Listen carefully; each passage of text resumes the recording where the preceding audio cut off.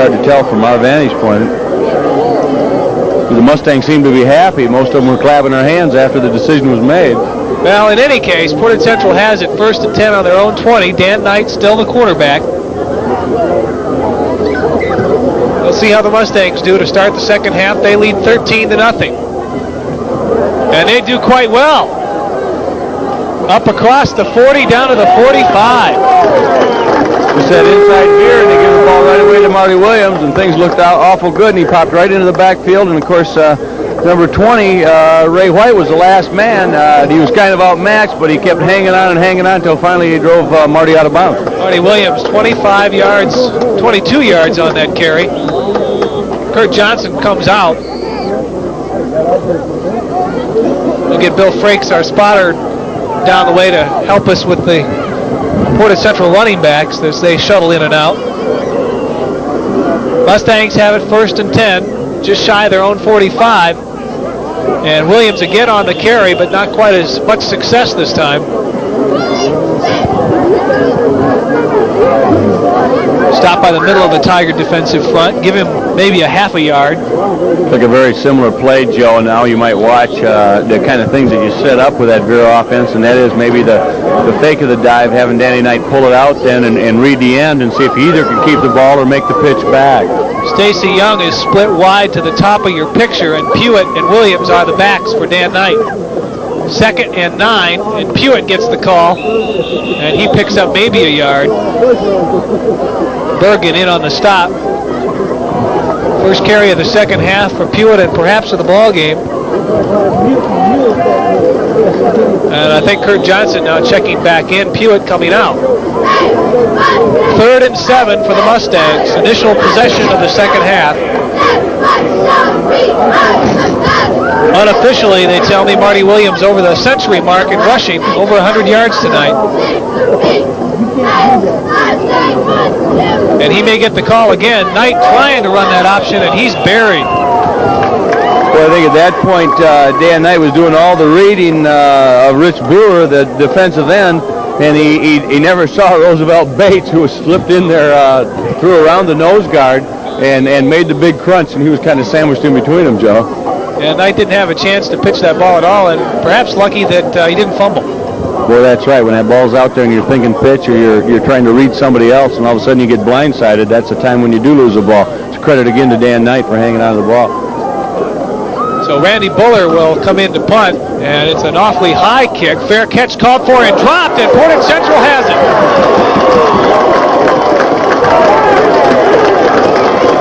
Bruce Eaton, not Randy Buller, the punter, and who fell on that football? Nick Roush down there, and who comes up with it?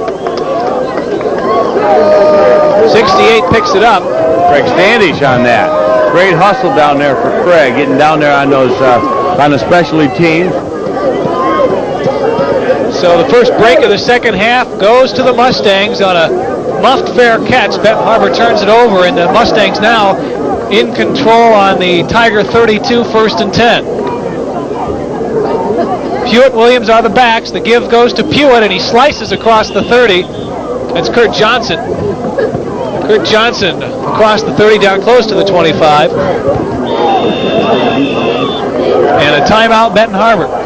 Bill must be looking through the wrong side of his glasses there, and the numbers are a little bit confused there when he thought it was Steve Pewitt when actually it was Kurt Johnson on the last play. I'd like to go back one play, and that is credit both Coach Knight and his whole staff and all the Mustangs when he puts in some other people on the punt return teams, or in this case the punting team, some quick kids like Craig Standish, who is a junior, 5'6", 150 pounds guard, but obviously a lot of speed and be able to hustle down the field and make the big play, Joe. And oftentimes that's where you can show the coaching staff that you have the ability and you've got the excitement and the desire to play, and that's sort of your chance to shine. Boy, that's for sure. The big heart, just being able to hustle. I've got one play in here, and I'm going to get down there and do all I can, and of course that's a great play for Craig to be able to get down there and get on that ball right away. And there you see the names of our fine camera crew: Luann Garber, Des Mandigo, Mary McKercher, and Kim Carpenter. Our camera people doing an outstanding job this evening.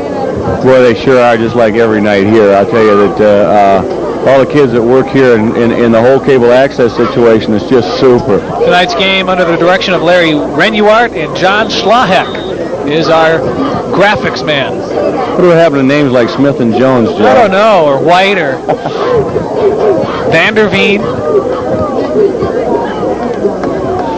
In any case, Dan Knight has the ball 2nd and 5 deep in Tiger territory. Buller in motion, top of your picture. And the Mustangs will run back down to the bottom. And again, Kurt Johnson on the carry, close to a first down, dragging tacklers with him as he goes. Boy, Kurt's got that great body lean. He hits that line of scrimmage at about a 45-degree angle forward, both legs turning all the way, and picks up that extra yard almost every time. And he's a tough guy to bring down, too, at 6'2", 180 pounds. But Bates is no small man himself. Bates at 5'9", 190, in on that last stop, as we'll get the official measurement. The official's going to walk right in front of the football. You watch. Nope, first down, Portage Central. So the Mustangs keep the drive alive down close to the 21-yard line. 6:15 left to play here in the third quarter. Portage Central 13, Benton Harbor nothing. What do you call here, John? Well, I think they'll go either with that the inside veer again to the wide side of the field, or maybe even that little counter that they get that's been so successful for them tonight. In the double tight formation, and the pitch goes to Kurt Johnson again. He's got some running room. 15, 10, driven out of bounds. Down around the 8, and again, Roosevelt Barnes had to run over and make the stop. I think Dan Knight read that he faked the inside veer, pulled it out, pitched to Kurt Johnson, and again, it shows the versatility of a back like Kurt. We talked about his body lean before, but when he got that ball, he found that seam, put on the afterburners, and got right into the defensive backfield. And he's going to check out, and Springman will move back in. The Mustangs doing something right here interesting, John, at least in the last couple of plays. They're running away from the motion. Yes, they are. I think what they may have figured something out at halftime, talking to the people upstairs, the coaching staff upstairs, that Benton Harbor's rotating against that motion, so they're going to run right back into it. No motion this time, but Knight will keep it, and he'll get stopped for maybe a yard, but we've also got a penalty flag. The flag in an area sometimes, Joe, or most of the time, where we figure that it may be a down lineman, it may be a hold or something similar to that. Of course, that hold could go either way, but it looks like they're talking to the Benton Harbor people. And this is when mistakes get real costly, down inside the 10-yard line, first and goal situation, and you make a penalty if it is against the Mustangs. Holding Portage Central, it'll back them up again. So from first and goal at the 8, we're going to back up at least 10 yards. And it'll be first and goal, but a lot more. Well, it sure will be. The Mustangs are all fired up. They're trying to excite each other in the huddle there. That trying to do a situation where, hey, a little situation like this, one penalty is not going to stymie us. We're going to get right back into it, and we're going to move the ball the way we know we can. It'll be first and 20. And again, the Mustangs need the touchdown. They cannot get a first down without scoring. Ball on the 19, almost the 20. And Knight will run the quick pitch to Springman. And he's got that good speed and makes a nice cut inside out, down across the 15. We got a nice block on the outside by Chris Dargis, too. Chris hasn't played a whole lot this year. He's been shuffled in and out tonight, junior wide receiver. And he did an excellent job of just what we call a stock block, or at least what I call a stock block. He stays right in front of the guy and lets somebody with the speed of Shane Springman make his move the way he needs to get to the outside and gain some yards. Springman out and Steve Pewitt in, and Buller comes in for Dargis. So Bob Knight substituting here.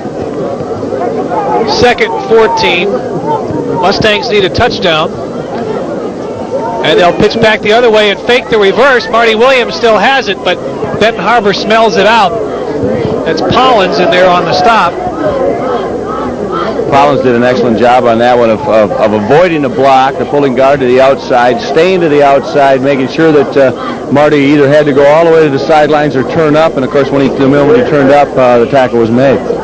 Mustangs trying to run that reverse into the short side of the field, and Benton Harbor using the sideline like an extra defensive person, and it helped shut it off. They gave Williams a yard. It's 3rd and 13.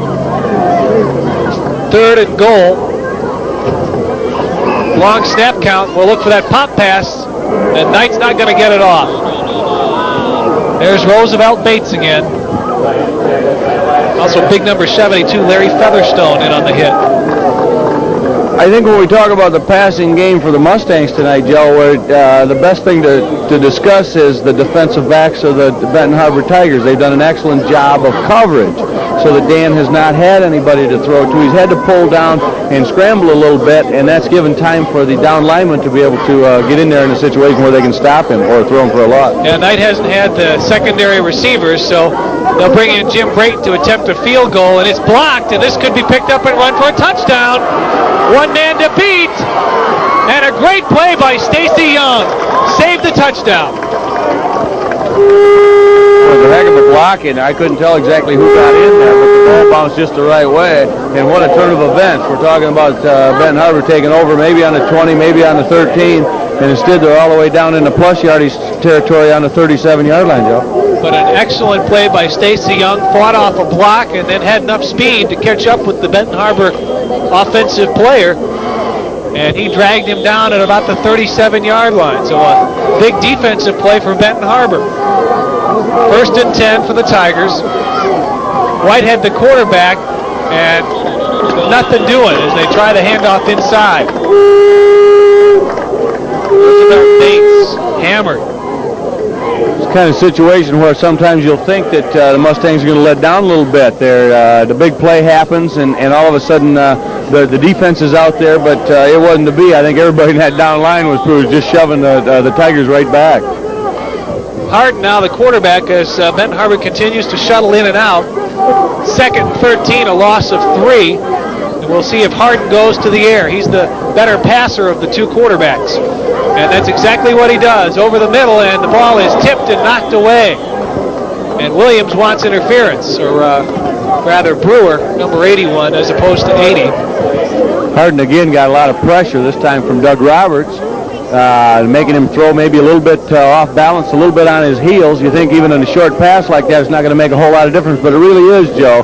When you're leaning back and watching some big moose like Doug come down on you, you're not thinking about zipping it, you're thinking about getting rid of it. Well, and I don't think the ball should have been thrown into double coverage anyway, but it was. It's incomplete. It'll be 3rd and 13. And this time Whitehead wants to throw, but he has trouble getting the handle initially, and his pass to Carr is incomplete.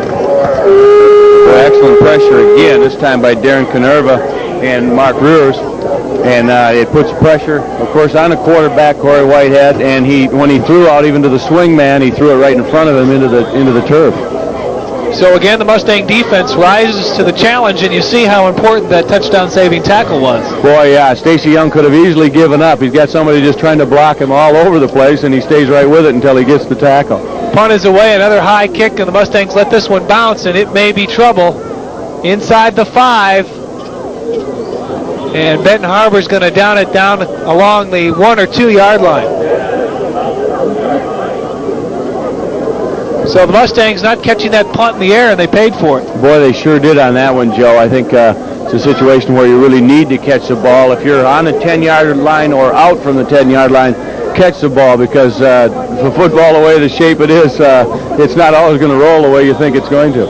And I think it's kind of soft down there where that ball bounced, so it didn't get a real hard bounce into the end zone. It kind of hit and died. That's it, Joe. The field does look in excellent shape compared to what it's been a few times, but it's still going to be soft with all the water that we've had. Now, Dan Knight ran a quarterback sneak earlier in the ball game in a similar situation, and there he goes again.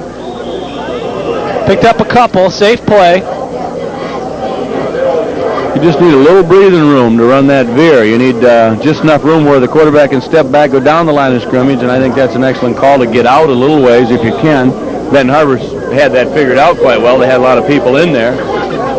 Clock running, 1 minute and 20 seconds to play here in the 3rd quarter. 2nd 9, Portage Central. And they're down around their own 2-yard line. And the Tiger defense pressed in expecting the run, and that's exactly what they get. Knight on the option, keeps it, has the corner and close to the 10. Ran out of Roosevelt Bates' tackle. Gutsy call, he may have gotten a first down on that, but Danny now is limping. And we could see Matt Kopp coming in. Knight trying to shake it off, and he'll stay there. Play brought in by Bruce Eaton, number 67.